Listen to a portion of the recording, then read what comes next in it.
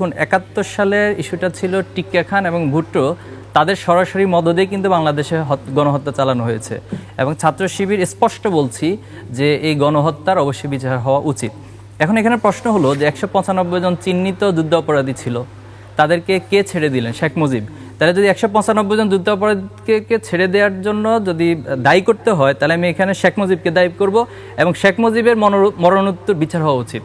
Second পয়েন্টে আসুন, যদি ৭১ ইস্যুতে ছাত্র শিবির ৭৭ সালে প্রতিষ্ঠা হওয়ার পরও সে দায় ছাত্র শিবিরের উপরে দায় দিয়ে দেন বা দায় চাপিয়ে দেন, সে প্রসঙ্গে আসি, তাহলে জিয়াউর রহমান, আমি প্রথমে ওনার প্রতি শ্রদ্ধা জ্ঞাপন করছি এবং আমার দৃষ্টিকোণ থেকে এখন পর্যন্ত বাংলাদেশে যারা রাষ্ট্রনায়ক ছিল আমি ওনাকে শ্রদ্ধা করি এবং দূরদর্শিতা, দেশপ্রেম, আধিপত্যবাদের বিরুদ্ধে অবস্থান ওনার চমৎকার ছিল।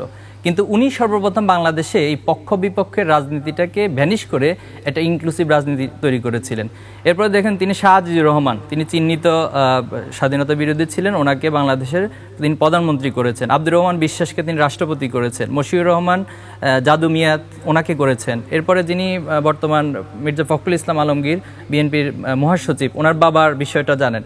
এই যে জিয়াউর রহমান এই কাজগুলো করেছেন, এখন যদি আপনি ৭১-এর দায়গুলো কাউকে না কাউকে বারবার দেন, তাহলে জিয়াউর রহমানকে দায়টা কি ওনারা এড়াতে পারবেন?